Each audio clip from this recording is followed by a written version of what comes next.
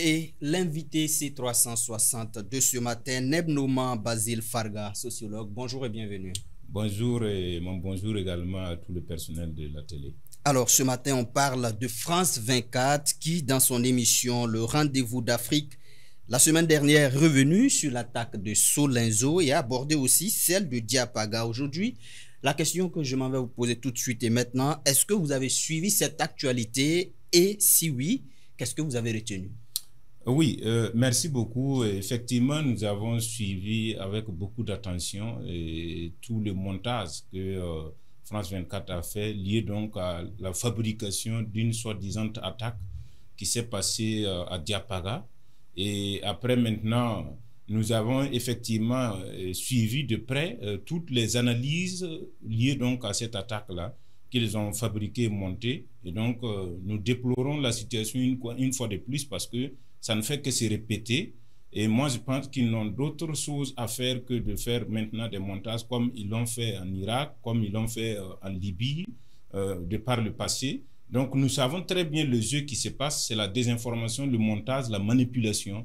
Et donc, comme dans toute guerre, la désinformation prend également effet à un moment donné. Mais lorsque vous prenez garde, je pense bien que la lutte où le Sahel se situe maintenant, la désinformation est déjà gagnée. Et moi, je pense que nous sommes à pied ferme face à un montage grotesque. Et je crois que France 24 n'a d'autre rôle que de jouer donc à des jeux vidéo et de montage en connivence avec les chefs terroristes qu'ils ont fabriqués et exécutés donc, dans nos forêts pour essayer donc de manipuler le moral donc la morale de tous les peuples donc du Sahel. Donc nous sommes beaucoup plus fermes et nous avons suivi et nous déplorons effectivement la situation, mais nous mettons justement en garde et dire seulement que cette fois-ci ça ne va pas se passer comme ils l'ont fait de par le passé. D'accord, mais en attendant, pour ceux qui ont suivi cette émission, cette vidéo qui a été diffusée sur France 24, on peut se poser cette question. Que recherche France 24? Un accompagnement des terroristes dans la destruction des civils au Burkina Faso, un sabotage du travail qui est fait par nos autorités, une énième tentative donc de faire accepter l'idée que la communauté Peul est aujourd'hui massacrée au Burkina Faso. Visiblement, Basile Farga, pour nous, c'est tout à la fois. Non, il faut se dire une chose. Hein. Vous savez, ils sont passés donc sur plusieurs narratifs. Hein, parce que quand vous prenez la question religieuse, vous prenez la question ethnique, ce sont des variables que la France donc a essayé donc de s'appuyer pour voir comment est-ce que le projet va marcher. Et comme ça a échoué, ils essaient justement peut-être de provoquer une soi-disant rébellion, comme ils l'ont fait ailleurs. Quand vous prenez par exemple l'exemple de ce même montage, comment est-ce que des gens vont aller se réfugier en brousse? Alors, on se pose la question, même nos déplacés internes, quand ils quittent, ils vont justement dans des localités. Ils savent que le danger se trouve en brousse. Exactement. Et donc, moi, je pense que c'est une fabrication. Il faut se dire la vérité, hein, parce que la dynamique où l'AIS se situe dérange beaucoup, presque tout le monde. Parce que ça n'a jamais été, même les différentes révolutions passées. C'est une force qui émerge, il faut tuer aussi le poussin dans l'œuf. Il faut coûte que coûte trouver des moyens adéquats pour essayer de fléchir la dynamique que l'AIS s'est lancée. Et ça, il y a tout un bataillon de pays, il faut se dire, hein, voilà, ils se sont rassemblés d'une manière diplomatique, d'une manière, j'allais dire, violente, pour essayer donc de voir par quelle voie on va essayer donc d'écourter la dynamique de l'AIS. Et ça, nous sommes beaucoup plus... ils ont formé des gens comme des journalistes que je vais taire de citer les noms pour ne pas faire les publicités. Mais quand vous observez très bien, c'est où est-ce que ces chefs terroristes les logent? On les héberge où? Même tout récemment avec la destruction du drone malien, vous savez très bien ce qui... c'est réellement passé. C'est réellement passé comme ça. Donc, depuis qu'on a dénoncé l'accord d'Alger, vous voyez justement toute cette manipulation montée de par la France. Et même pendant qu'on détruisait le drone, il y avait un ministre des Affaires étrangères français qui était en Algérie. Et donc, vous voyez tout ce désordre diplomatique qui se passe entre la France et l'Algérie. C'est maintenant que vous comprenez qu'ils sont sur une même ligne. Et quand on voit au stade actuel, c'est comme si le harcèlement dépasse tout entendement. Non, mais il faut se dire, parce que nous sommes dans une révolution que si nous jouons à fléchir un peu, c'est catastrophique. Ça, il faut le dire. Là où l'AIS se situe, jamais une union ou peut-être une dynamique n'a fait autant mal à l'impérialisme que ce qui se passe au Sahel. Donc, il faut se mettre clairement cela dans la tête, que nous n'avons aucun choix. Et cette désinformation, la guerre étant plus communicationnelle, nous devons quand même à nous éduquer, à nous informer pour consommer la bonne information en lieu et place. Donc, Dieu merci même qu'on les a mis hors de nos frontières. Mais malheureusement, avec l'avènement des réseaux sociaux, ça prend une autre tournure. Et c'est à nous vraiment de savoir comment est-ce que nous allons consommer la bonne information et rejeter la mauvaise. Basile Farga, on a l'impression que le mensonge et la désinformation sont devenus la marque de fabrique des médias occidentaux hostiles au pouvoir de Ouagadougou. Voici ce que Wassim Nasr nous apprend. Donc, que les VDP burkinabés, pendant que ces vaillants combattants combattent aux côtés des FDS, Wassim Nasr nous apprend qu'ils massacrent nos populations civiles et que les groupes terroristes qui brûlent les villages, qui tuent les villageois, qui violent les jeunes filles, qui violent les femmes, on nous apprend que ces personnes-là ont subitement changé pour devenir de bons samaritains, donnant gîte, couvert et même de la nourriture aux populations qu'eux-mêmes ils viennent terroriser. Basile Farga, c'est qui on insulte ici? Il a aussi souligné qu'ils sont venus pour défendre la communauté Peul, protéger la communauté Peul. Basile Farga, c'est qui on insulte ici? En fait, c'est une super insulte à la population et même à l'armée burkinabé. Et quand vous observez tout cela, comment est-ce que Wassim a eu ces vidéos? C'est la prochaine question. Oui. C'est la prochaine question. Alors, maintenant, il faut se dire, en fait, c'est pas les médias français, France 24 n'est pas devenu effectivement, non. C'est une presse qui était. Et c'est même d'ailleurs le fondement même de la création de cette presse-là. Et ça a été fondé dans le mensonge, dans la manipulation, dans la désinformation. Et rien de vrai ne se passe là-bas. Sauf que quelques informations où effectivement, ils n'ont d'autre choix justement que de donner l'information qui est. Mais quand ils ont un besoin ou une dynamique où ils doivent vraiment construire justement un fait, ils vont le fabriquer dans les laboratoires de mensonges et essayer donc de faire manipuler cela. Le problème est que nous sommes beaucoup obligés d'aller effectivement pour démentir, parce que les autres peuples, effectivement, qui les suivent, peuvent croire facilement. Ce qui montre effectivement que non, nous les avons effectivement suspendus ici, supprimés même peut-être, il faut le dire, mais nous sommes obligés d'aller démentir pour servir, parce que c'est une lutte africaine, c'est une lutte panafricaine, c'est une lutte de survie même de l'Afrique.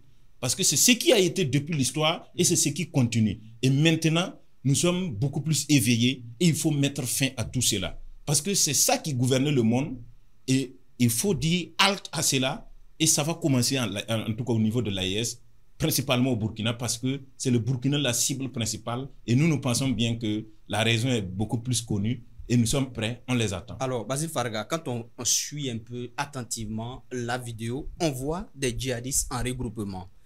Alors, de leur regroupement jusqu'à leur départ, jusqu'au lancement de l'attaque, pendant l'attaque et après l'attaque, on voit des vidéos qui circulent, on voit des caméras parmi les terroristes qui filment, on voit des drones en l'air qui filment, qui appuient en termes d'images, et ce sont ces images-là qui sont diffusées et commentées sur la chaîne France 24 pour discréditer le pouvoir de Ouagadougou. Alors on se pose deux questions, je suis sûr que les téléspectateurs voudront aussi bien comprendre. Y a-t-il des journalistes de France 24 qui suivent les terroristes au quotidien pour les accompagner en termes de communication contre le Burkina Faso? C'est la première question. Et la deuxième, pour finir, si France 24 se soucie donc des populations burkinabées plus que les autorités burkinabées, pourquoi elles ne reversent pas les informations qu'elles ont en premier plan aux autorités burkinabées pour permettre de contrer les attaques plutôt que d'attendre après les attaques pour diffuser ces informations-là pour jeter l'anathème donc sur les autorités burkinabées dans leurs efforts? Mais aucun média mensonge ne veut effectivement partager ces données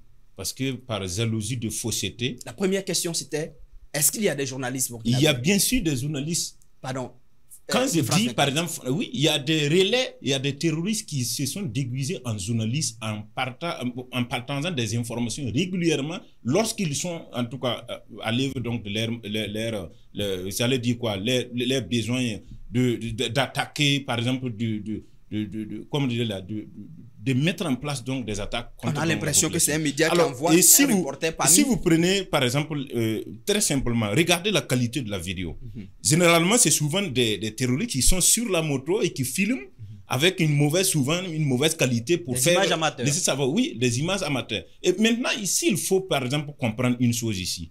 Ça veut dire, dans chaque groupe terroriste, il y a un point focal, effectivement, de France 24 ou de Jeune Afrique qui est chargé donc de partager justement la vidéo, l'information et de ce qu'ils ont vécu justement. Donc moi je pense que c'est de cela qu'il s'agit. Ils sont permanemment en contact. Même les drones.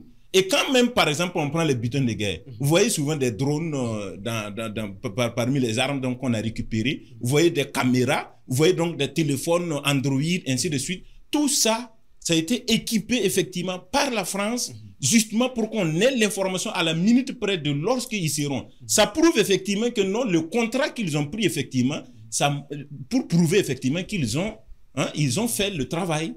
Et voilà. Et maintenant, l'autre, il y a un financement certainement qui va venir après donc avoir partagé tout ça. Donc quand vous observez tout ça, tout a été manipulé. Ils ont formé des gens. Ils les ont envoyés effectivement en tout cas au boulot. Et moi, je pense que c'est de cela que les gens doivent comprendre. Aucune vidéo du Burkina, même nos chefs ont demandé justement, il n'y a pas de téléphone sur le front. Quand il y a justement peut-être même pour riposter là, est-ce que parmi nos hommes, on a permis qu'il y ait des téléphones? Récemment, vous avez vu la sortie de notre chef général. Oui, c'est ça. Donc, moi, je pense qu'il y a déjà tout cela. À partir du moment que vous observez cela, c'est qu'il y a une sanction qui court. Maintenant, s'ils arrivent à avoir une vidéo depuis la France, c'est qu'il y a effectivement des relais, des terroristes qui se sont transformés en journalistes. La deuxième question. Il y a des terroristes qui se sont transformés en journalistes et qui doivent normalement rendre compte et exécuter en bonne et due forme le contrat.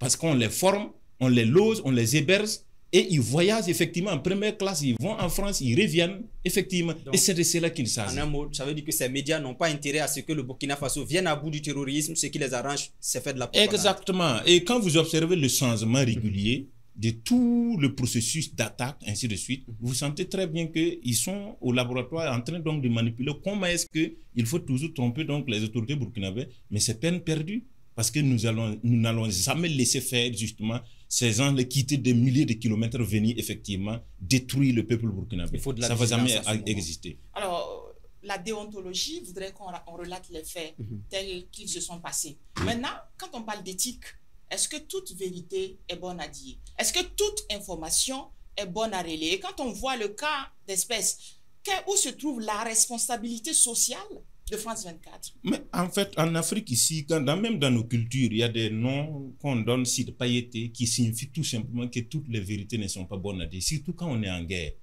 Quand on est en guerre, même pendant la Deuxième Guerre mondiale, même la Première Guerre mondiale, il y a des choses qui, c'est après la guerre même qu'on a essayé donc de relater et archiver donc les données.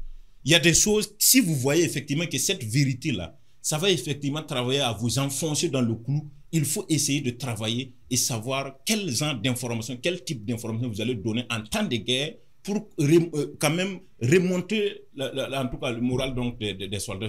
Mais le cas d'espèce, on se permet même d'amplifier, de monter, effectivement, de modifier. Ça veut tout simplement dire peut-être qu'on est dans le camp de l'ennemi. Oui. Parce que quand on est dans le camp de l'ennemi, on n'a aucun intérêt à ce que l'adversaire exactement. Gagne. On est dans le camp de l'ennemi. Et en temps de guerre, l'information que vous donnez doivent justement participer à vous renforcer pour gagner justement cette guerre-là. Si vous donnez une information qui va travailler donc à vous détruire davantage dans la tête, c'est que vous êtes dans le camp automatiquement de l'ennemi.